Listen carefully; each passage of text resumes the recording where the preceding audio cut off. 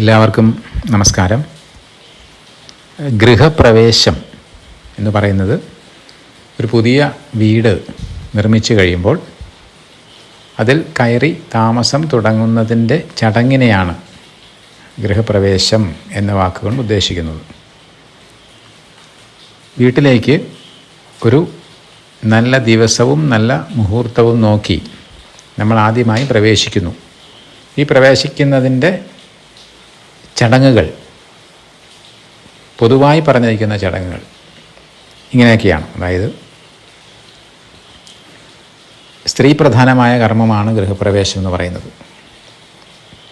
ഗൃഹത്തിൻ്റെ നിർമ്മാണം മുതൽ അങ്ങനെ തന്നെയാണ്. സ്ത്രീ നക്ഷത്രം വച്ചാണ് അതിൻ്റെ എല്ലാ കാര്യങ്ങളും, കല്ലിടുന്നത് മുതൽ ഇങ്ങോട്ട് എല്ലാ കാര്യങ്ങളും നോക്കുന്നത്. ഗൃഹപ്രവേശവും അങ്ങനെ തന്നെയാണ്.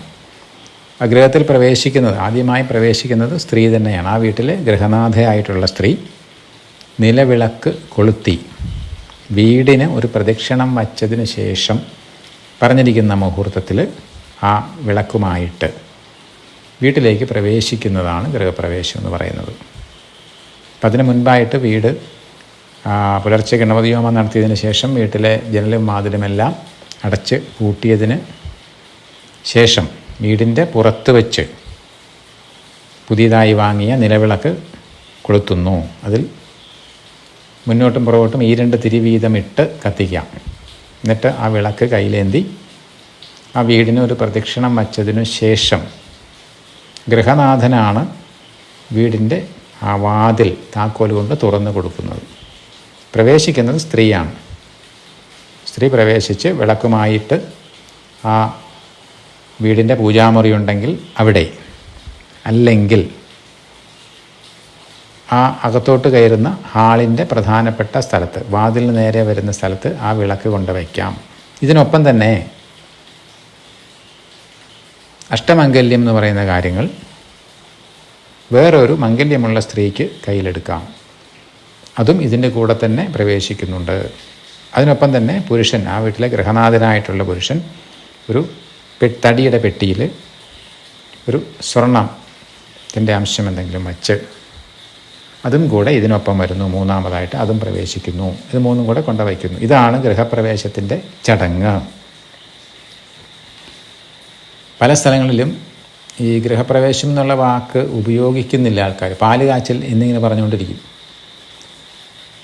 അത് ഇതിൻ്റെ അനുബന്ധമായി വരുന്ന ഒരു ചടങ്ങാണ്. അതിനല്ല പ്രാധാന്യം. പാല് കാച്ചൽ എന്നുള്ളൊരു വാക്ക് നമ്മുടെ ഗ്രന്ഥങ്ങളിലെങ്ങും ഇതിൻ്റെ മുഹൂർത്തത്തിന് ഉപയോഗിച്ചിട്ടില്ല. ഗൃഹപ്രവേശം എന്നാണ് പറഞ്ഞിരിക്കുന്നത്. ഗൃഹത്തിലേക്ക് പ്രവേശിക്കുന്നു, നിലവിളക്കായിട്ടുള്ള ഐശ്വര്യവും കൊണ്ട് പ്രവേശിക്കുന്നു. അതിൻ്റെ തുടർന്ന് വരുന്ന ചടങ്ങുകളിൽപ്പെട്ടതാണ് പാല് കാച്ചുന്നതും മറ്റുള്ളവർക്ക് അന്നദാനം കൊടുക്കുന്നതും ഒക്കെ അതിൻ്റെ തുടർ ചടങ്ങുകളാണ്. പാല് കാച്ചുക എന്നുള്ളത് ഇതിന് ശേഷം ചെയ്യുന്നു.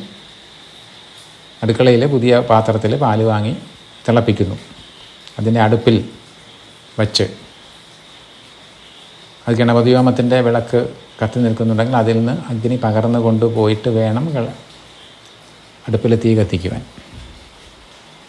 അങ്ങനെ ആ പാല് തിളച്ച് അഗ്നിയിലേക്ക് വീഴണം.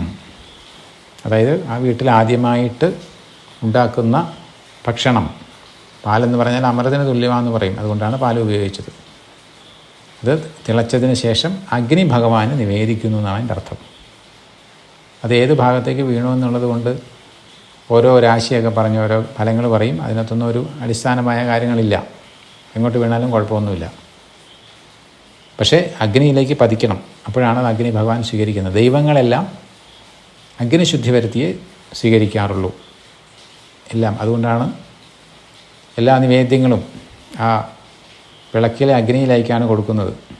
ഗണപതി ഹോമത്തിന് ആ ഹോമിക്കുന്ന ആ ഹോമകുണ്ഡത്തിലേക്കാണ് ഗണപതി ഹോമത്തിന് തയ്യാറാക്കുന്ന തേങ്ങ, പുളും ശർക്കരയും എല്ലാം കൊണ്ട് നിവേദിക്കുന്നത്. എല്ലാം അഗ്നിശുദ്ധി വരുത്തണം. ശുദ്ധി വരുത്തുന്നത് അഗ്നിയാണ്. പിതൃക്കളെല്ലാം ജലശുദ്ധിയിലൂടെയാണ്, ജലത്തിനോട് ചേർത്തിട്ടേ സ്വീകരിക്കാറുള്ളൂ. അപ്പോൾ അതുപോലെ അഗ്നി ഭഗവാനെ നമ്മൾ സമർപ്പിക്കുകയാണ് ആദ്യമായിട്ടുണ്ടാക്കുന്ന ആ പാല്. അതിന് തുടർച്ചയായിട്ട് അരി വേവിക്കാം. എന്നിട്ട് ഈ പാല് തിളപ്പിച്ചത് എല്ലാവർക്കും പ്രസാദമായിട്ട് കൊടുക്കാം. അരി വേകുന്നത് ആ വീട്ടിലെ ഗൃഹനാഥനും ഗൃഹനാഥയും അന്നത്തെ ദിവസം കഴിക്കണം എന്ന് പറയുന്നു. അതേപോലെ ആ ദിവസം രാത്രി ആ വീട്ടിൽ കിടന്നുറങ്ങുകയും വേണം. ഗൃഹപ്രവേശം കഴിഞ്ഞ വീട്ടിൽ അടച്ചിടാൻ പാടില്ല. അന്ന് അവിടെ ശയിക്കണം എന്ന് പറയുന്നുണ്ട്. ഇതിൻ്റെ പൊതുവായ ചടങ്ങാണ് ഈ പറഞ്ഞത്. പ്രാദേശികമായിട്ട് ചില മാറ്റങ്ങൾ ഉണ്ടാകാം പല സ്ഥലത്തും, പക്ഷേ അടിസ്ഥാനമായ ഈ കാര്യങ്ങൾക്ക് മാറ്റമില്ല. ഇത്രയും കാര്യങ്ങൾ ശ്രദ്ധയോടുകൂടി ചെയ്താൽ ആ വീട് എന്ന് പറഞ്ഞ് വച്ച ഒരു കെട്ടിടം നമുക്ക് ഒരു ഭവനമാക്കി മാറ്റാം. ഭവനം എന്ന് പറയുമ്പോൾ അതിന് ജീവനുണ്ട്. അവിടെ താമസിക്കുന്നവരെ അഭിവൃദ്ധിപ്പെടുത്താനുള്ള കഴിവുണ്ടാകും അതിന്. അത് നമ്മളവിടെ ചെയ്യുന്ന ആത്മീയമായ കർമ്മങ്ങൾ കൊണ്ടാണ്. അതിൽ പ്രധാനമാണ് നിലവിളക്ക് കൊളുത്തുന്നതും. തുടർന്നുള്ള ദിവസങ്ങളിലും അത് ചെയ്യണം. പ്രാർത്ഥനകൾ വേണം.